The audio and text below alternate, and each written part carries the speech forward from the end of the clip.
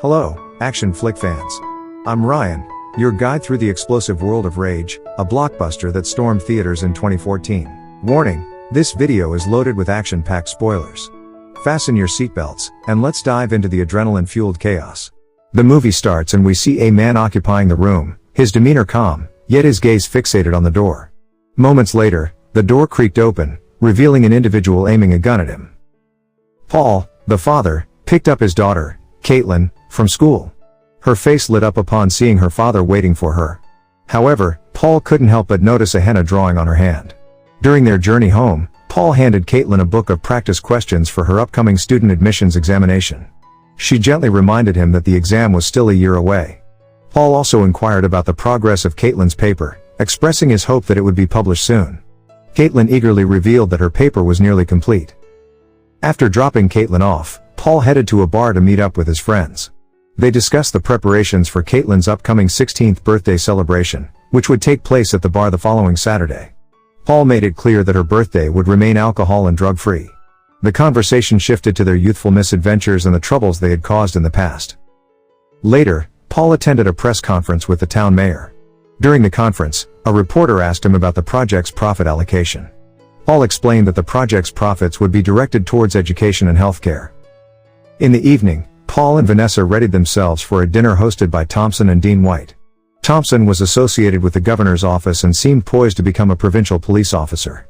Vanessa saw this as an opportunity to build connections. Before leaving for dinner, Paul ensured that Caitlin remained at home with her friends, emphasizing the importance of focusing on her studies. He also had a conversation with Mike, Caitlin's friend, in the kitchen, discussing Mike's job and relationships. Paul even encouraged Mike to pursue a connection with Caitlin. As the evening progressed, Caitlin was left at home with her friends, and Paul couldn't help but feel uneasy. Midnight approached, and his worry for his daughter grew. To mask his anxiety, he engaged in discussions with his associates. Suddenly, a police detective named Peter approached him, bearing grave news about Caitlin. They hurried back to Paul's house, where police cars and ambulances were gathered, along with Mike and Evan. Peter explained that Caitlin, Ian, and Mike had been together during an incident where they were kidnapped by 3 criminals. Though they tried to resist, the assailants succeeded in abducting Caitlin. Peter inquired if Paul had any conflicts or issues with someone that might have led to Caitlin's kidnapping. Although slightly irked by the question, Paul was confident that he had no such problems. Vanessa offered unwavering support, encouraging Paul to take any necessary steps to locate Caitlin, as her disappearance left her heartbroken. The following morning, Vanessa watched the news on TV, which featured the broadcast about Caitlin's disappearance. Meanwhile, Paul was determined to begin his search for Caitlin. He left, accompanied by several on-duty police officers, and first visited Mike's house. Paul couldn't help but feel disappointed, as he had expected Mike to protect Caitlin. He inquired if Mike had any recollection of the abductors, but regrettably, Mike couldn't remember any details. Paul then reached out to his friends, urgently seeking their assistance. He offered them money as a reward for their help, but they adamantly refused, considering Paul as family. Denis and Kane decided to approach Oliver for information regarding Caitlin, but Oliver remained tight-lipped.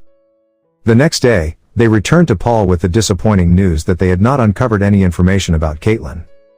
One day, a man who was jogging near the river made a grim discovery, a body floating in the water.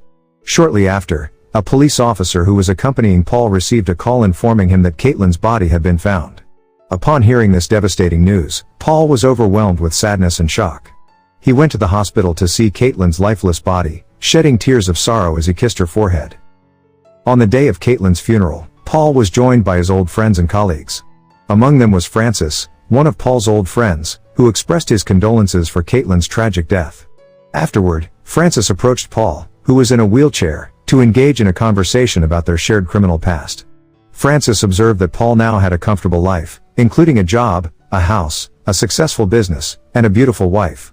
He surmised that Paul must feel compelled to take action in response to Caitlin's loss.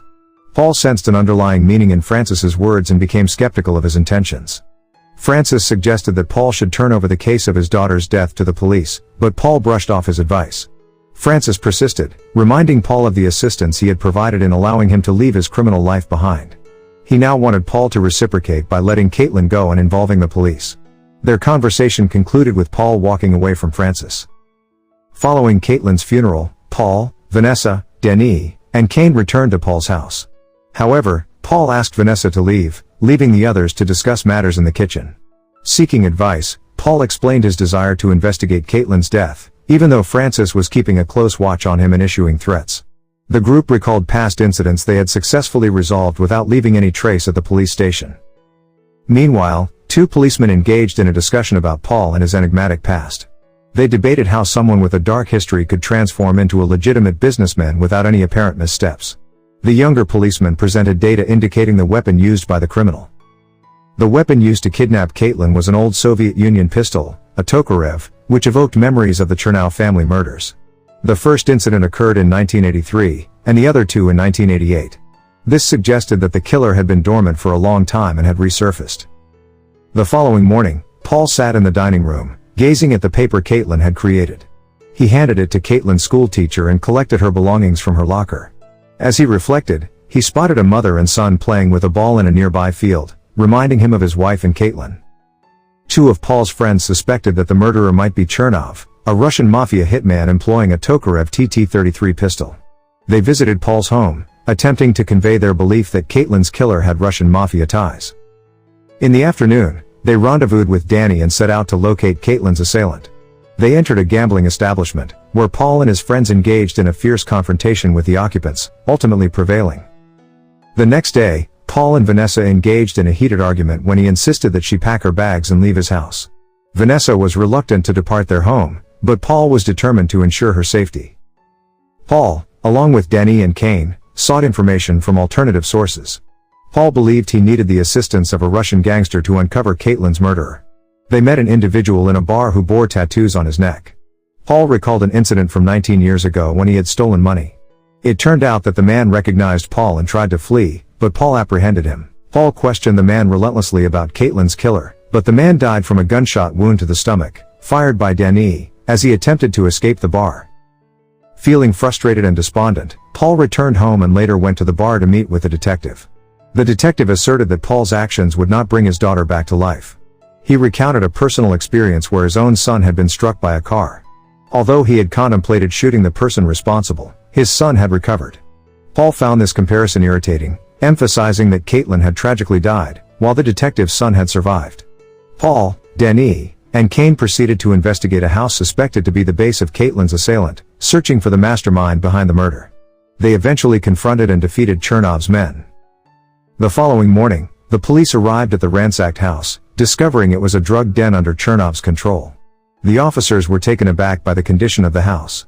The detective felt defeated, realizing someone had destroyed Chernov's operation. Upon receiving the news of the attack on Chernov's drug base, Chernov's men reported the incident to him. Naturally, Chernov was furious and disgusted by the person who had killed his men without his consent. Chernov's men quickly descended upon C's bar, where they subdued Kane and forcibly took him away. Upon learning of this, Paul became furious and gave chase, recklessly violating traffic laws and crashing into cars several times. The police also pursued Paul, eventually managing to apprehend him. Paul was seething with anger and frustration, having lost track of Chernov's men along with Kane. However, the detective decided to release Paul, allowing him to take matters into his own hands. Chernov arrived at his base and interrogated Kane about why he had killed his men. Kane disclosed that Chernov was Caitlin's killer. Enraged, Chernov executed Kane. After his release by the detective, Paul made his way to Danny's hideout. A heated argument escalated into a physical confrontation. Danny believed he had been loyal to their friendship, but Paul accused him of betrayal, revealing the 19-year-old incident involving Francis, which ultimately reached Chernov's ears. Danny vehemently denied the accusations, leading to a tragic conclusion as Paul accidentally stabbed Danny in the stomach, resulting in his death. Chernov decided to confront Francis after Danny's death and used Kane's body as proof of his resolve. Chernov explained that Kane had been one of the individuals responsible for his brother's death, and Paul's actions had made enemies out of Chernov and Francis. Chernov had a request for Francis, but Francis adamantly refused to submit to people like Chernov. This led to a heated exchange of gunfire, resulting in Francis's immediate demise. After Danny's death, Paul decided to return home. On his way, he reminisced about his daughter's tragic death, the events of 19 years ago, and the memories of Danny and Kane. Upon arriving home, Paul opened the gun case associated with the events of 19 years ago when he and his closest friends had stolen the money. As he opened the box, Paul couldn't help but cry and feel guilty for what had happened to his best friend. Later that evening, Ian and Mike met in front of a building, where Evan had left them. Mike was unaware of Evan's intentions, but it became apparent that Evan had orchestrated the meeting to bring Mike and Paul together. When Paul arrived, Mike was terrified and finally confessed that Caitlin's death was his fault. He recounted the true story of what had happened when they were playing with Paul's gun, unaware that it was loaded with bullets. They had been drunk at the time, and with his back turned to Caitlin, Mike accidentally shot her in the head. In a state of fear and confusion, Evan and Mike staged the scene to appear as if they were attacked by robbers or the mafia. Back at home, Paul was shocked and filled with remorse upon hearing Mike's unexpected confession. Initially, Paul contemplated killing Mike, but he ultimately decided against it. Instead, he reached out to Vanessa, explaining that the situation was under control. He confessed to his dark past and apologized for letting her down. Sadly, Paul ended the call and prepared to end his own life by stabbing himself with a knife.